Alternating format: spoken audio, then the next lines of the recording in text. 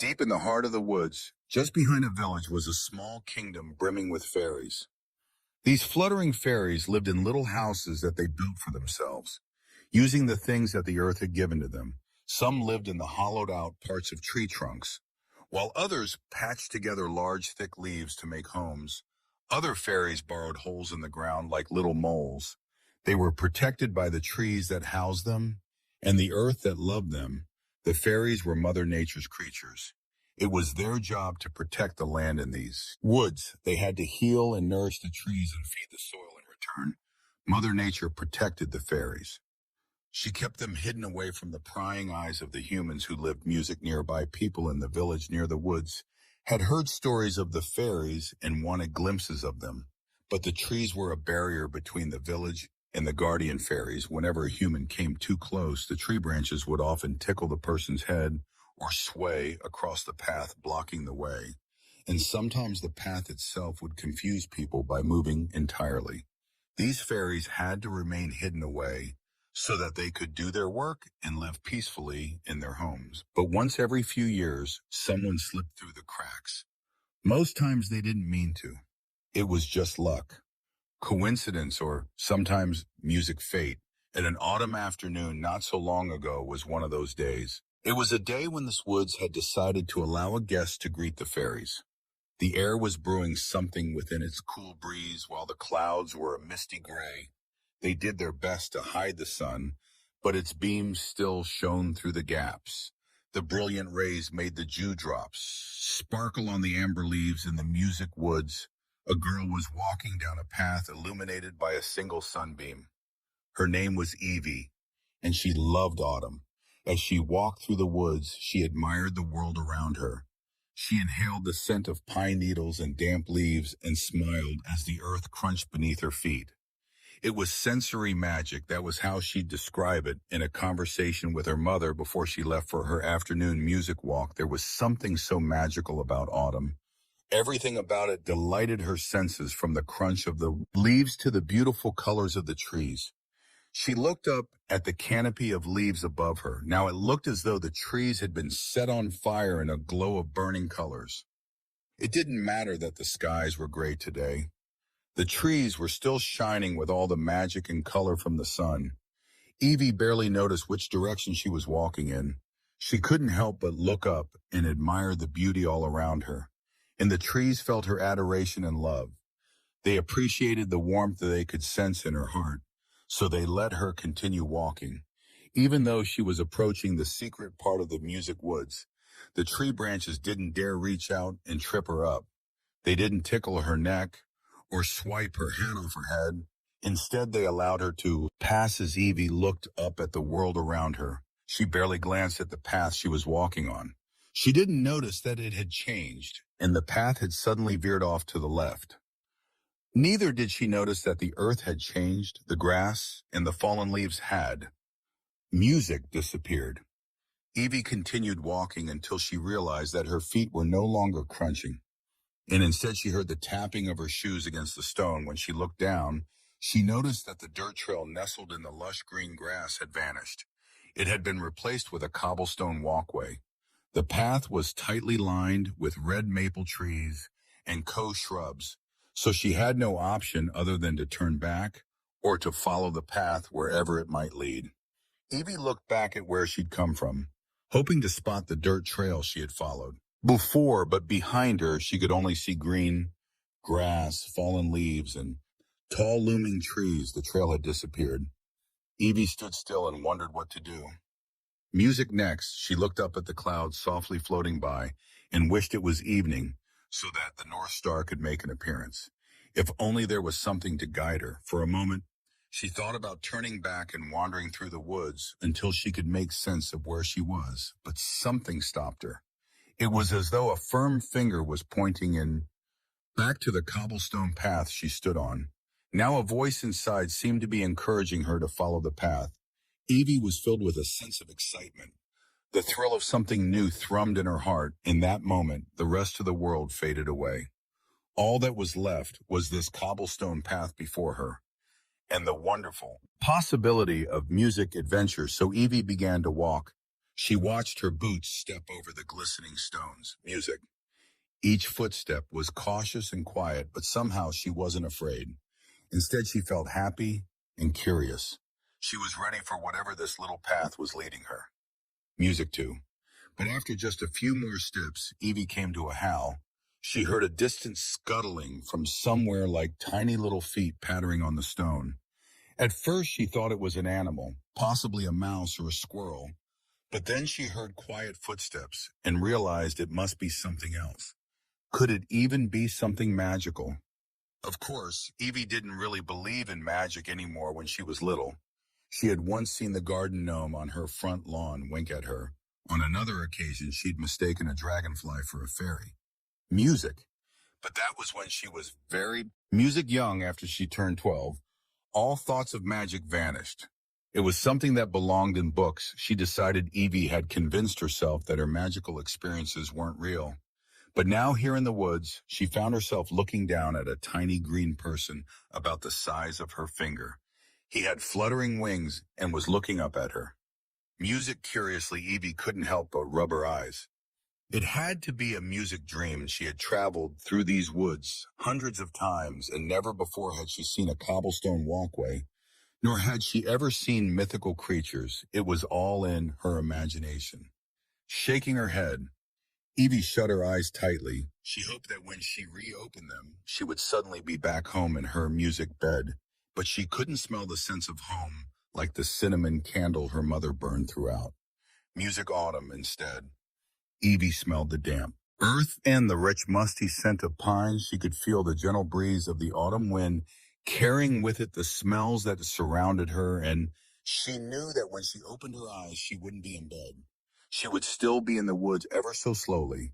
Evie opened one eye. She was so surprised by what she saw that she took a step backwards and tripped on a stone. But just as she was falling, she felt something reach out and wrap itself around her waist.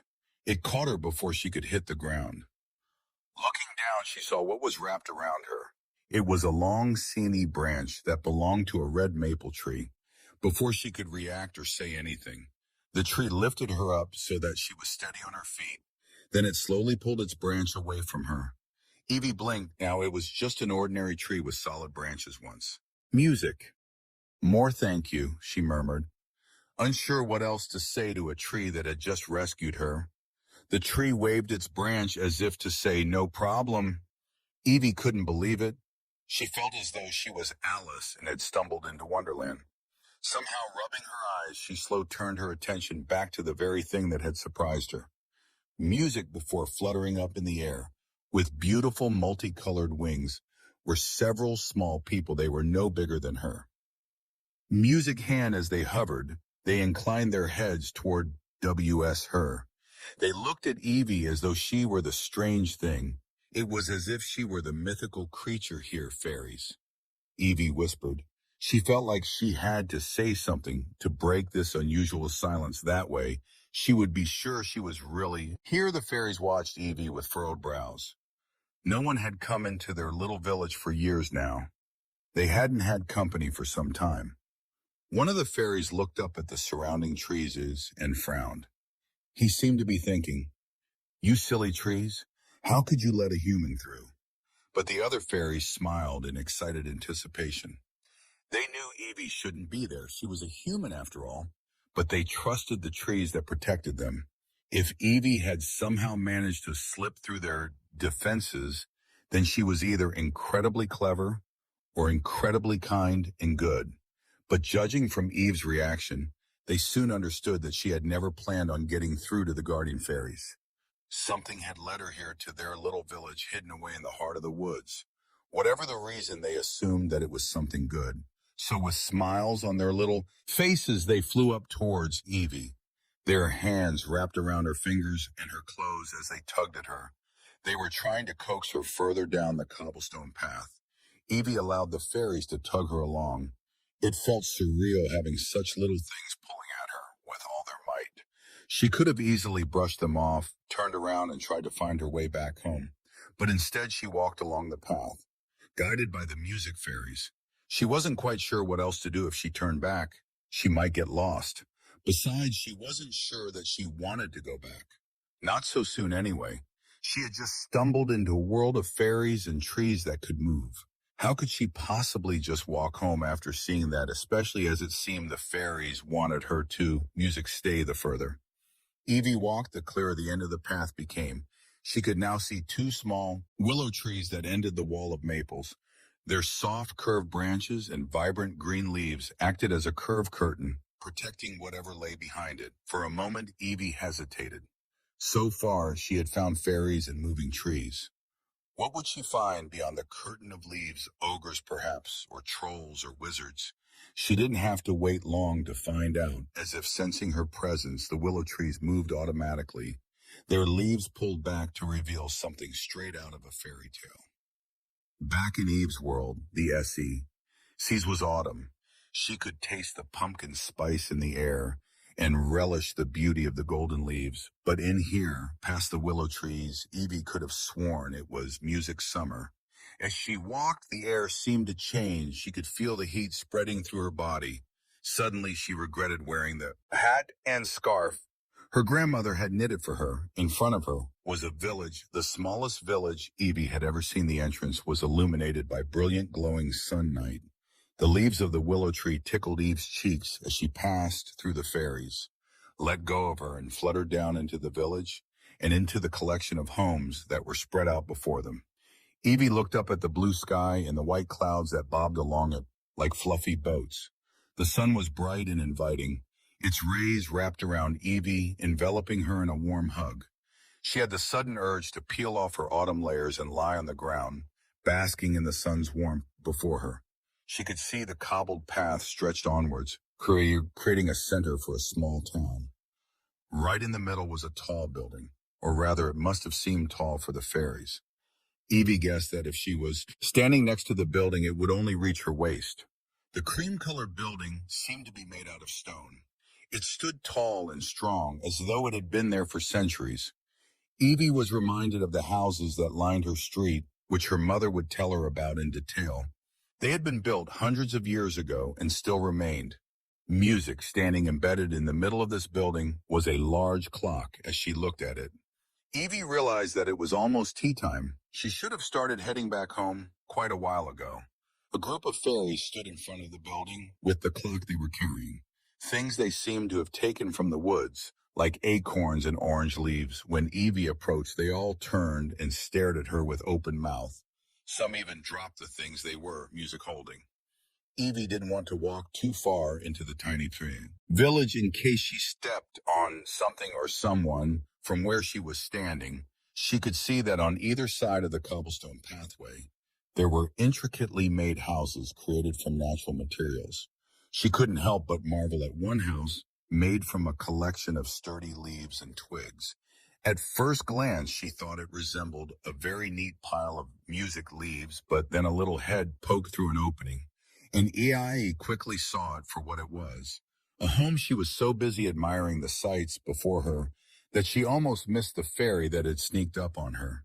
It was now flying in front of her face. This fairy stood out from all the others. She wore a long yellow silk dress and had glowing brown hair that flowed down her body. Her wings were larger than the others and matched her yellow dress too. She had a pretty and delicate face. Evie couldn't help but smile as the fairy flew closer to her. "Hello," said the fairy. And I gaped. For some reason, she hadn't thought the fairies could talk. Perhaps it was because they had taken to tugging on her clothes instead of just asking her to follow them down the music path. "Welcome to our home," said the fairy. "I suppose you are here for a reason. Or maybe the trees decided it was time for a visit." The fairy cocked her head at Evie, waiting for her to talk, but the words didn't. Music come, the fairies around them were all watching this exchange, waiting for Evie to say something, and then she finally spoke. "I don't know how I got here. I'm so sorry to disturb you." Evie took a hesitant step backwards and glanced at the clock once more. "I really should head back now anyway," she added.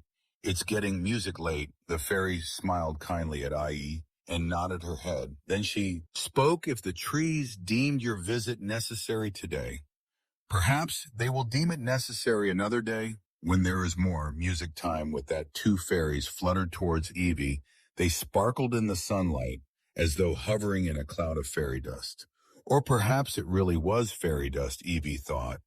Music under a final glance at the magical village, she turned and followed the fairies back out. They led her in silence, which was just as well. Evie was still or struck. She didn't think she had it in her to talk by the time she had reached the dirt path. Evie was starting to feel aware of just how tired she was. She waved goodbye to the fairies and wandered home, her head completely in the clouds. The events of the day floated through her mind. She still couldn't believe that any of it was real.